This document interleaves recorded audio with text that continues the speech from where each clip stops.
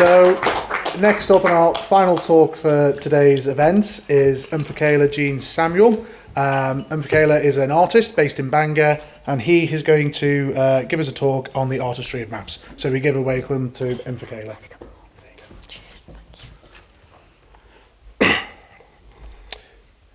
Good afternoon, everybody. Yeah, I'll first of all excuse myself because I'm not an intellectual. We've heard from many articulate people who are grounded in what they are doing, and they're so versed with the subject. I'm just a small artist, and I know how to draw lines on paper. And also sometimes I do some coloring. Yeah, but I'm happy with that though. That notwithstanding, as we have understood here today, art can lend itself to many more things in society and in life. And that is why I am here. I originally come from a country called Cameroon, and this is in West Africa. I've been in this community for about 10 years now. I came to study, and I hope I'll still continue to study. My intention was to leave a bit after the first part of the studies, but something kept me back here. You learn your people, and a lot of wonderful things. I understand that the community, like any other community, is not perfect, but there is a lot here to keep someone like me to be with you for much longer. And I can say thank you for your hospitality. I am an artist by profession, a painter, and thanks to that, the journey of my life, of which today's presence is part of, has been made possible. In my small community, in my small village, we are very creative. A child learns how to draw, how to dance, how to paint, how to sculpt, just like you learn how to talk, how to walk, and how to play. It's just a way of life. I thought every child in the world was like that. Even though we lacked the material things to do our work very well, the determination, the curiosity, the creativity, and the ingenuity was always there. The main source of my inspiration has been my culture. I use art as a way to tell my story to the rest of the world, and that has taken me to many places, to meet many people. And interestingly, especially today, people are keen to know what appears or what's happening beyond the boundaries of their own country and beyond what they know. Our world is much closer today, much united than ever before in human history, also thanks to technology. I have said this in many different places, but I still want to share it because in this library, there is a lot that I saw when I go around, a lot of different art from different people, which is that when I first came to this community, I realized that my way of art was different. Somebody remarked out of love that it was very colorful, and that this kind of art does not sell in Wales. He invited me to look into the works of other artists here, and the works were great. A typical example that this guy pointed to was a guy called Coffin Williams. He said that if I wanted to make a name here or to be known, I should try to paint like Mr. Coffin Williams, because that is what the Welsh people are used to. Yeah. This advice came out of love, out of concern, but also out of ignorance. This good friend did not realize that I could not tell the Welsh story more than the Welsh. And thankfully, there were people here to tell your story, but I came to tell my own story, to make you to be connected to my own people, to know what appears in Africa, even when you don't go there. And thankfully, with time, a lot of people saw sense in that. And this same person that I'm talking about is my highest promoter today. And he's happy that I followed my ingenuity, creativity, and also my own inspiration. At one point, I was invited to do some work for this library, the colonization project. Yasmin, who was talking here before, I've been able to work with her. Dr. Marian, who just left here, I've also worked with her. And in this project, I was introduced to more about maps. Before that project, I had not known that maps were very artistic. I used to see just lines on paper, showing directions, showing landscapes. showing distances between places. I saw the how, but as Dr. Marian said, I did not understand the why. But during that project, I was able to know the why. And before that project, there was another project that I got involved in called responding to some of the works of a man called Thomas Pennant, who was an armchair traveler, but at least he did something. From this country a few centuries ago, he sat, and by proxy, he wrote about other countries, about other continents, and about Africa. I was so happy with his work, at least that someone at that time showed interest and understood that humanity was also existing beyond the common boundaries that he found himself within. I also responded to that work, and this library too collected part of that work. When I was going around today, I was happy to see that my paintings were in a few different places, and that made me to feel useful, if not proud. And it also made me to understand that I'm actually telling the African story from the African perspective, and that this notion of inclusion, diversity, which our country stands up for, is actually happening even here. So, my dear friends, I'll show you what I have learned after I understood what maps could do. Now I know that maps can also include cultural aspects, artistic aspects, and also the intentions, the imaginations, the visions of the people. And as I said, it's thanks to the project that I did here. For example, if you look at the opening of my PowerPoint, the colors are just so beautiful. It looks like an abstract painting, but that's a map. And the colors, they represent what they represent, but that is something. And also, the other two images, somebody has drawn portraits on maps. I don't know the reason, but at least they are representing some beauty. In that case, art has not only, the map is not only an instrument to show distances, but a canvas to express creativity within. All right. When I mentioned that my inspiration is my culture, and I intended to share with the world the works of life of my people, the culture of my people, or what happens there, these are some of my artworks. And you rightly see that they are different from what you see around or from what the other artists do around. And they are also filled with color. This one in particular is my most famous work. I did this during COVID-19, the period of COVID-19, because I was locked in the house alone. I was living alone at that time, and I had to make sure that my time was useful, otherwise I would have been depressed. So for a few years, I was just painting. And this is one of the works that happened in that time. It's quite big and quite large. And this work to me is like an encyclopedia, telling the story of my culture from when I was young up till now. All the items you see there, they have something to say. If somebody from my village comes here, they'll immediately tell you about, for example, the governing societies, the sacred societies, the constitution, which is unwritten, but there is some kind of law and order. In my village, you don't go to the book to see the law. You have to sit with your grandfather or your grandmother, sometimes in the evening, and they'll tell you that this is how things are supposed to be. And when you see, for example, the rainbow in that direction, expect this or expect that. They are so close to nature, and sometimes they interpret what, sometimes I don't know how they manage to understand those things. So this is still the kind of atmosphere that prevails there now up to a certain level, but modernization has also included many other things, but this is still there. And now, more than ever before, people are consciously maintaining this culture. Looking at the other paintings, some of the signs that you see, there is a language in West Africa, some people don't actually know, it's called Adinkra. In Ghana in particular, those symbols that you see, they mean certain things. I also draw inspiration from Egypt. Like you can see the eyes.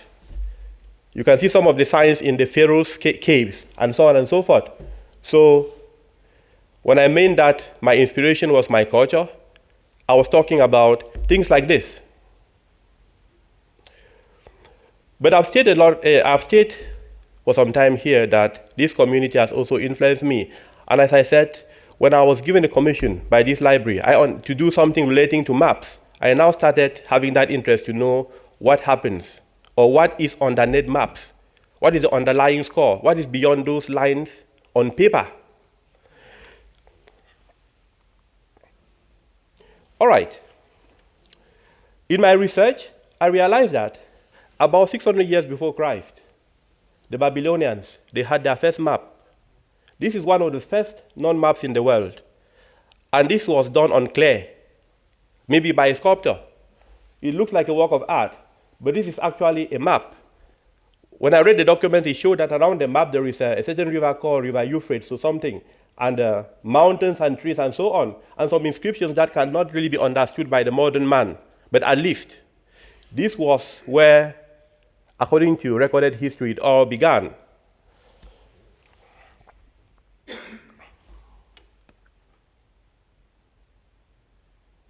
All right, then the other one, they've talked about it here, something called the Mappa Mundi. About the other three speakers talked about it. Yeah, I also understood that that is how another map was around, in that kind of material. And to me, that is just a work of art. It's not just an area or a platform. It's a work of art.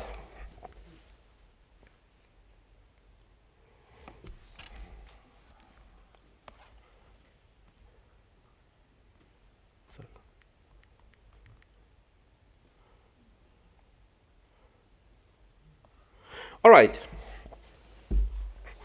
Going more to around the Renaissance, there was a guy called Gerard Marquestos in 1597. And he actually drew this particular map. And you can see the decorations all around. They have nothing to do with the geography, nothing to do with the distance. It's just a beautiful work. So the intention was not just to show the direction or not to show an area or distances between places, but actually to make it look beautiful. And that is the work of art. You make things look beautiful, not just to be useful.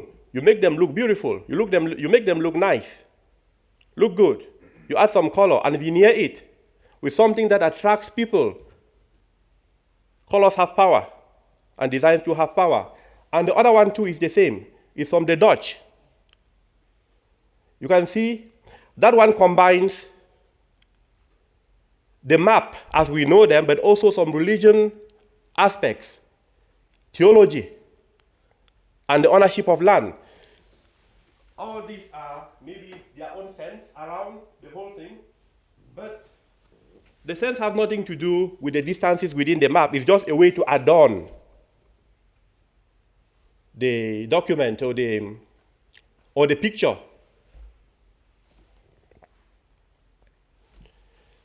This one is from our country or from England. When an artist decides, instead of just drawing lines, but they actually draw physical objects, trees, bicycles, and this is a part of London, and the other one as well for people who know. So these artists go beyond just lines, but they actually put the physical aspects on their work, and that is art. Then we looked at this one before, which I love very much. In this case, the artwork itself is done on the map. Somebody takes the map, tries to pretend that there are no lines, and draws a portrait on it. And they become so popular. I did not expect that this kind of creativity existed. In my research, I really loved it, and I saw that art could lend itself to any other thing in the world. And then these ones now were done by me. After learning the things I learned, I did this. This second one is somewhere in this library now exhibited here. It was my response to the maps that I was given from here. But I tied the response to align them with who I was as a person, with what I knew about Africa and about the world as well. If you can look carefully, you'll see the African map somewhere. And inside the African map, there is a figurine. That figurine inside the African map is very, very particular is very, very typical of something. It tells a story. That is a figurine that a guy called Métisé saw in France with Pablo Picasso that led to the development of an important branch in art called modern art. When Pablo Picasso saw that figurine, he now realized that it was important for him to start deviating from painting nature as it was, because at that time there was photography, which was now becoming more popular than what they could do, than what the human hand could do. And they were looking for a way to deviate art, to do something creative. When they saw that figurine, it led to Cubism and the rest of the paintings that we know. When some people see the works of Pablo Picasso, it's easy for you to know that this work has some connection with African art, with African sculptures or things like that. For a long time, the Africans have been doing modern art. They had understood that the essence for art is not just to represent nature with exactness, but to represent it as you want it to be. That's the power that an artist has. An artist is a creator. You see things the way they are, but you represent them as you want them to be, because you understand too that as a human being, you have the creative impulse of the universe, and you can decide to edit reality. So that work at the middle inspired what we call modern art today. You can see the face of a lion. That's the totem of my own country. And this is a guy called, sorry, I've forgotten. Excuse me.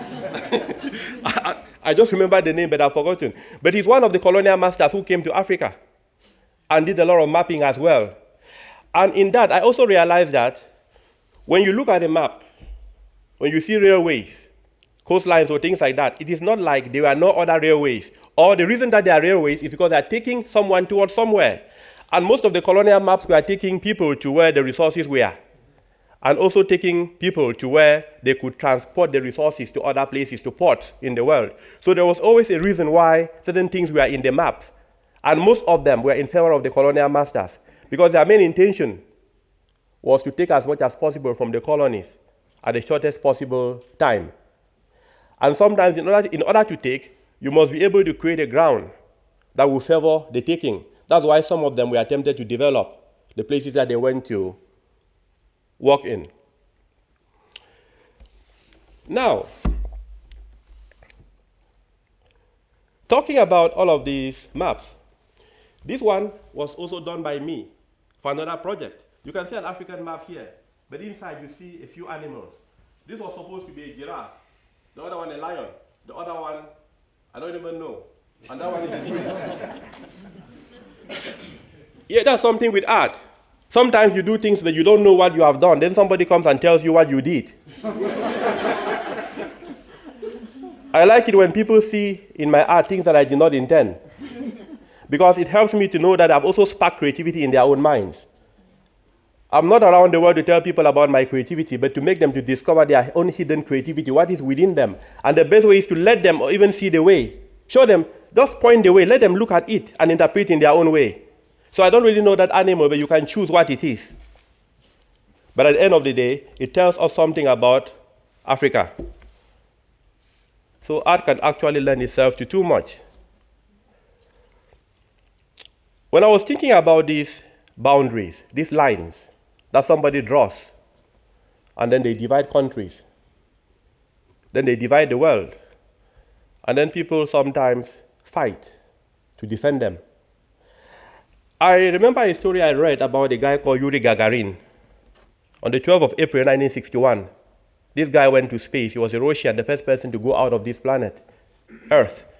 And when he looked at the world from that space, he did not see lines. He did not see boundaries. He saw a blue world, a place he called home.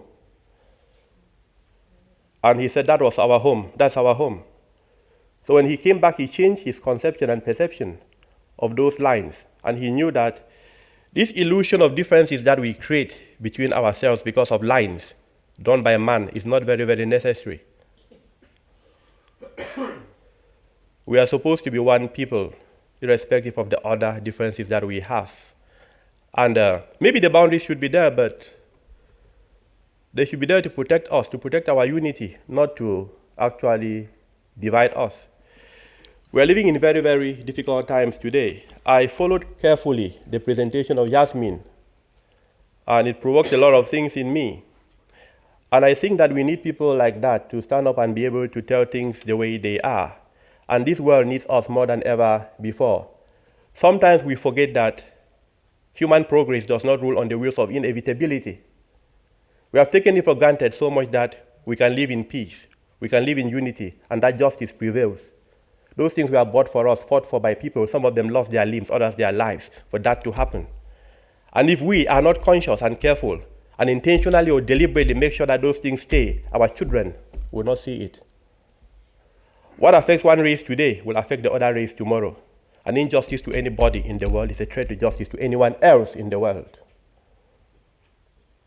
When we come to events like this, it is important to go back with our humanity enforced. To remember that even as one person, you can change the world. You can do wonderful things for humanity. You don't need to change the world by, for example, going to Ukraine today to fight, or to Syria to fight. You can change the world by smiling to a stranger, by rebuking a bully, by raising a downtrodden, by listening to someone in trouble, by encouraging someone, by making people to feel at home. I told you that my stay in this country extended because people made me to feel at home. It was because of the people. And then the landscapes which I love to draw. And I was like, home is where you are loved. That is something. And I'm telling people about that.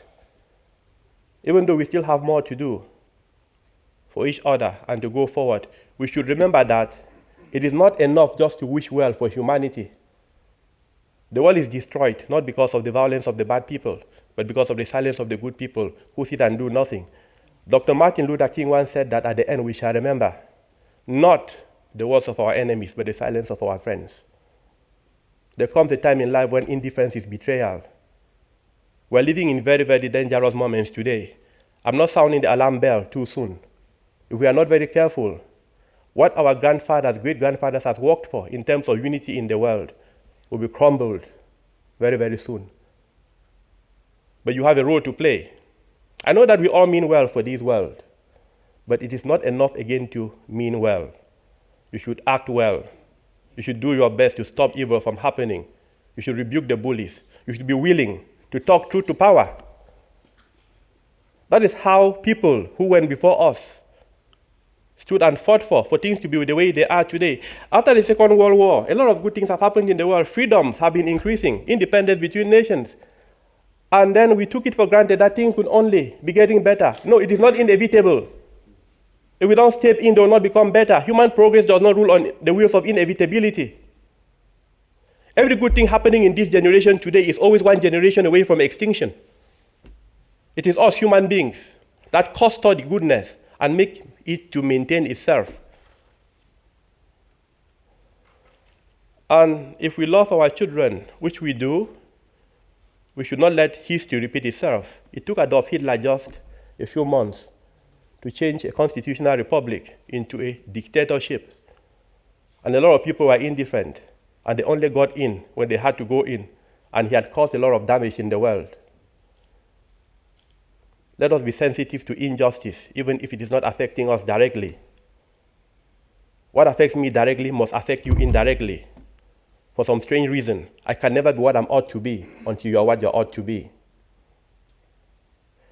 So while we are celebrating our maps, let us not celebrate them as a means to divide ourselves between people. Let's understand that we need each other. A lot of people like me who live in this community, we work hard to succeed, and sometimes we give more than what we receive. In a special way, I know what it means to be Welsh, and I share this with the world. So sometimes it is important to forget about my color, but to look at my contribution, what I'm doing, and to help me even do it better. Because when you help me do it better, it is for the good of humanity. Value is value. It does not matter the color from which the value comes out from. Good is good. It doesn't matter where it emanates from. And with your collaboration and with my support, we'll make this country and the world a better place. May we go back home today as changed people, as people who are now determined to go beyond just hoping and expecting, wanting and desiring goodness to flourish in the world, but as people who are willing to begin from their houses to talk to their children in a way that those children know that the responsibility of making the world a better place still lies in their own hands. If we don't do something, if we just stay within the realms of waiting and hoping, this world is going to be destroyed, because sometimes in life, the bad people are more organized than the good people. And who is going to win is the organized person. Thank you very much for listening. Yeah.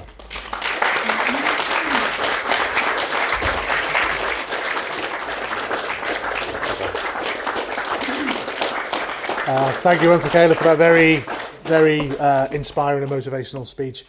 We have a few minutes before we close off, so we open the floor to any questions.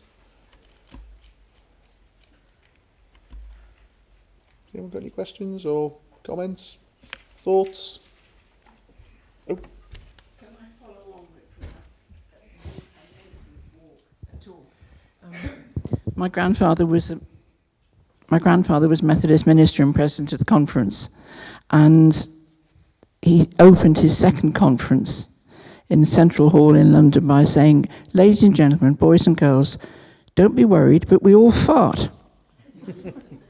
And it works, and that was in the 1930s, and people in the Methodist movement still remember that, because it's true. We do all fart, and thank you for a wonderful talk. It was superb, inspirational. Martin Luther King would be very proud of you. Thank you. Thank you. Any further? Oh, down the front, Marion. Thank you. I think that was, as ever, absolutely fantastic. It is just wonderful seeing how you bring your work into from Africa to Wales. Could you explain a little bit about your own experiences as a child and how you formed your life in art in your village in Africa, please, in Cameroon? Okay.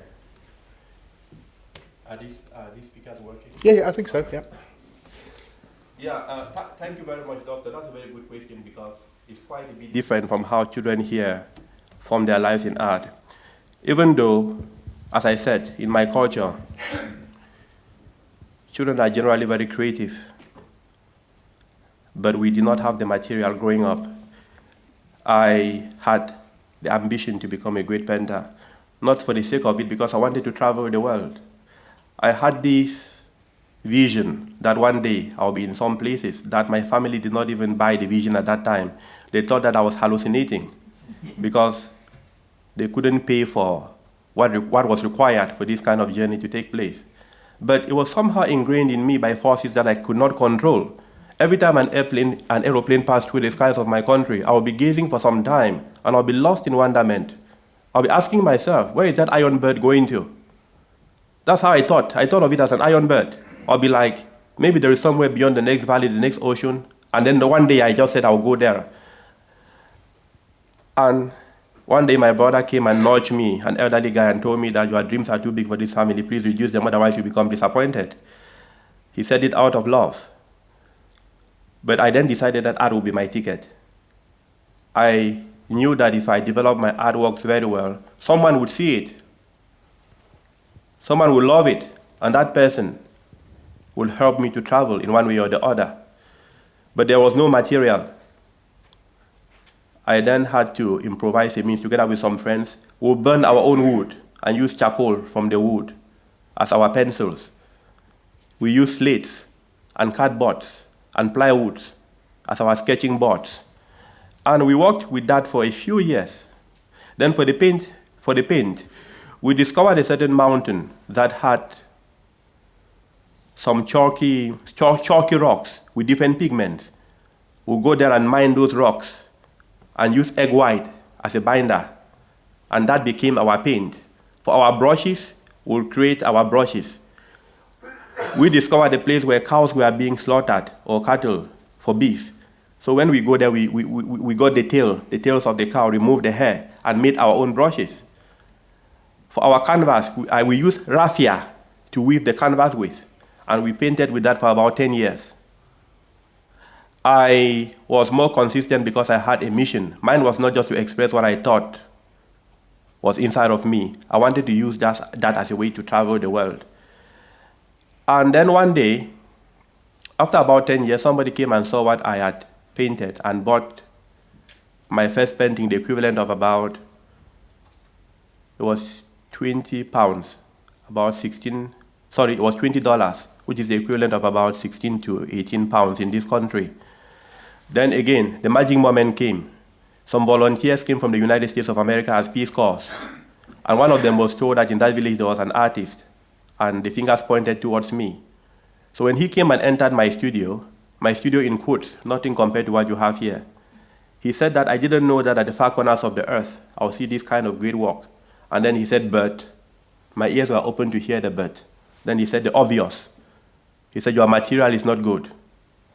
I said, yes, material is not good. I wish I had the better one. The problem is that. Then we struck a deal that very evening. And the deal was that he'll provide professional medium for me, and I'll pay him back with finished works of art. This was not even far away. This was just in 2010. And thankfully, his parents were to come to my country 2 weeks after. And then he telephoned them to bring art material. And it looked to me as if the only thing they brought was my material. It was so much. When the material came, I just locked the doors of the world. Went inside. All the inspiration I've gathered overflowed on that canvas. And before the parents went back 1 month after, they did not believe what they went back with. Some as payment for what they have done, and others to sell for me. By 2011, I had my first international art exhibition. International still in my country, but these white people from America were able to spread. They became like my tentacles, they became like my contacts to the world. They told their friends around other countries, who were around other countries around Cameroon, and invited them to that small village. And they came for that exhibition. For 3 days straight, the economy of that small village boomed. all the beer was finished. And things, and it was a very, very extraordinary moment in my life.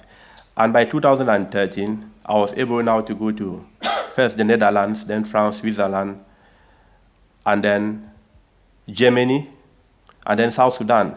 Went back to Cameroon, 2014. I went through these countries again, and then to the United Kingdom. And the rest is history. That's the journey.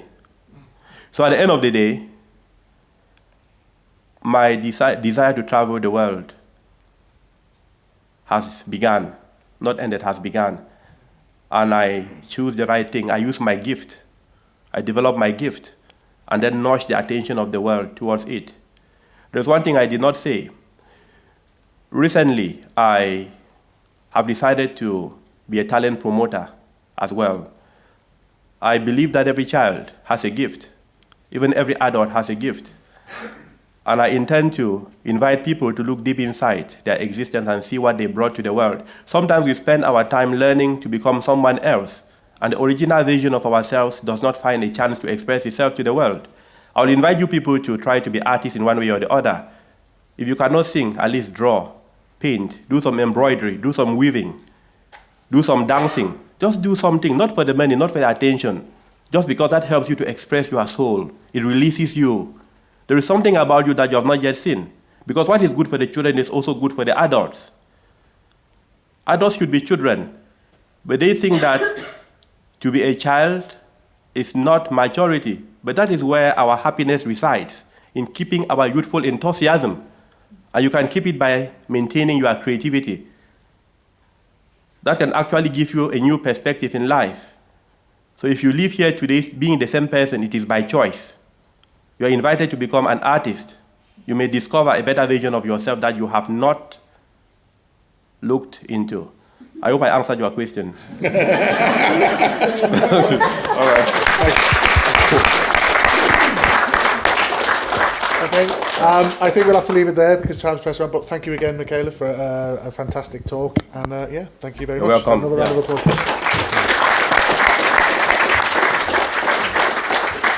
So, to finish off with, we're going to invite Gareth Edwards, who is the head archivist for the Royal Commission on Ancient and Historical Monuments of Wales, who's going to give a quick summing up about today's events. So, I'll hand over to Gareth.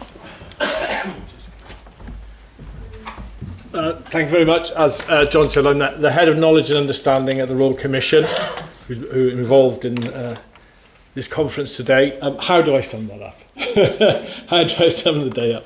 Well, before I do, there's a few things I have to say. First of all, is just to thank the staff from the National Library of Wales and the Royal Commission for the hard work in organising and setting up this fantastic day.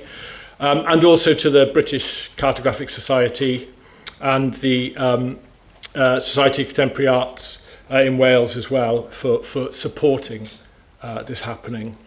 And thank you very much as well to all the speakers who've been fantastic. I'm sure you all agree. And indeed, thank you to you, the audience, both here and watching online as well. So, summing up, I've got lots of notes. How do I do this? I mean, I did this last year, and the subject was the cartographers, the people who create the maps last year. And in summing up, you know, I praised them for their sort of almost heroic, I say dedication, their obsession with accuracy, measurement, reflecting the world, capturing the world as it actually is. The physical world, reality. But as an aside, I said also that cartography and maps are also an imaginative venture. You know, it's an act of imagination to take a set of lines and colours and symbols and try to create a world on a blank sheet of paper or a screen in 3 dimensions. And likewise, people who use maps are you know, making an imaginative leap when they use them. They're looking at flat lines, colours, symbols, but they're imagining a landscape, a townscape. They're going on journeys in their mind, even if you never visit or the places depicted or use the map to navigate those places. If you look at them and imagine yourself, as I did as a child, looking at ordnance survey maps, walking through the valleys and the hills, it's an act of imagination. And that conjuring of 3 dimensions of space on a flat paper, I think, is an artistic endeavour. So I think art is implicit in maps, but after what we've seen today, I think there's so much more that you can do artistically with maps. You know, the kind of artistic possibilities and imaginative possibilities of maps are great, as we've seen. So if we think about what Yuan does with maps, you know, by bringing different maps together, by distorting distances, you're not looking at the physical distance maybe, or the physical height of something. You're looking at the meaning between spaces and people, and you can use maps to bring those together. You might ignore physical distance, but you're mapping ideas or feelings. And histories. And I think, you know, what Yuan does with maps really, really sort of digs deep into that. Also that idea of maps as shapes in their own right, abstracted from the actual land mass. And I think that taps into what we do as human beings. When we see patterns, when we see shapes, we interpret them as things. So I was very interested in the idea of Wales depicted as a woman, and that brings me on to what SS was talking about. You know, that seems to be historically a real recurring thing, that people interpret that shape. And of course, it's a fraught idea as well, as SS, you know, illustrated. I mean, it's more fraught than Italy being a boot, put it like that. Although if you're Sicilian, perhaps it isn't. But that idea that, you know, the shapes that depict our physical reality, human beings can see different symbols in them. I think, you know, that is an artistic leap. There's something else that Esther said as well, you know, in relation to the Becker sort of movement, that art is implicit in our lives and in the landscape. And I think that's true, you know, and maps capture that. You can't separate them from sort of deeper meanings than just the distance between things. And, you know, what Jasmine said, she said a brilliant thing, which I've got a note here of, which I'll try and find. That's right, that art helps you to navigate identity, history, your place in the world. You know, so we're talking about maps as art. Perhaps we should be thinking about art as a map as well. You know, a map of ourselves, a map of what we feel and what we think. And I think that those two things come together very, very neatly.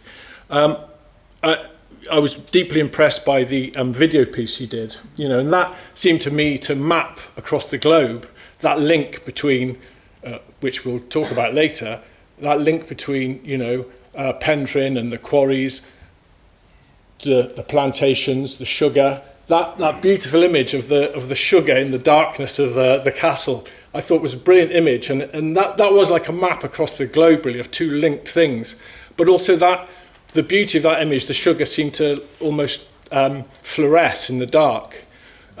Behind that beauty is the ugliness of the story of what created that sugar. And I think that's a brilliant artistic kind of conception, but it kind of maps the movement of people, money, history across the globe. So it is art as a map, I think. And talking of the ugly story behind the sugar, Marion's talk was sort of jaw-dropping, really, in the way it. I mean, this is a story we know: the exploitation of enslaved people for greed. There's no other word for it.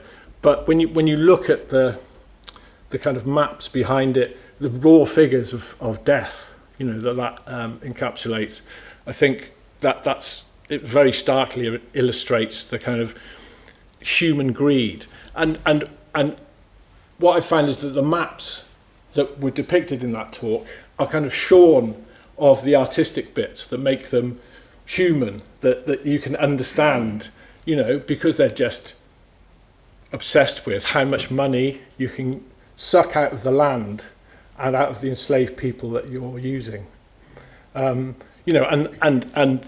that aerial photograph actually was a stark illustration of that vampiric sort of use of people and land, wasn't it? And so those maps are not kind of, they don't inspire imagination. Those kind of maps just inspire a kind of picture of greed. And it's interesting that what you can use to interpret them is art. What gives them, so you can understand what a hill is or what a valley is, you need art and not the map itself. So I thought that was, again, showing you that uneasy relationship maybe between maps used for one thing and art used for another.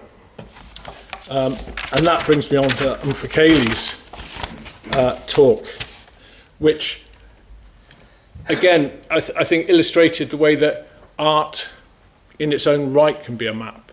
The large picture done during lockdown but illustrated Mfikela's, the important things in his culture and his upbringing and his life that all relate to each other in that large canvas. I think that's almost a map of himself in a way, and it shows how pictures can be maps. They might not show distances, but they can show relationships between people and ideas. And I think that's something that we should keep in mind. I mean, when at the beginning of his talk, when he said, I'm just someone who makes lines and puts colour on paper, that kind of brings us full circle, because that's what cartographers do, maybe for a different reason.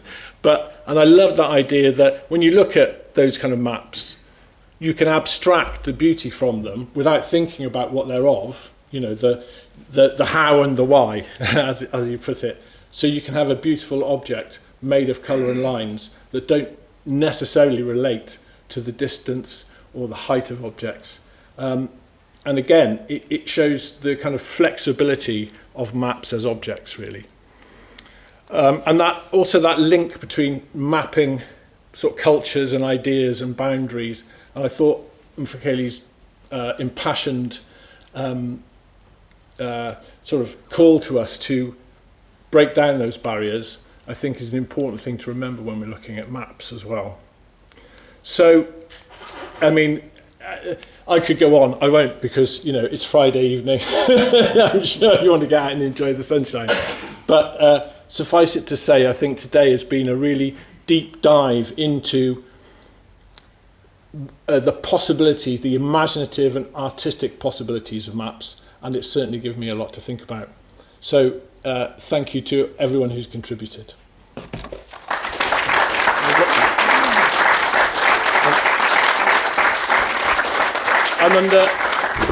I'm under strict instructions as well to say, before you leave, please can you fill in the questionnaire?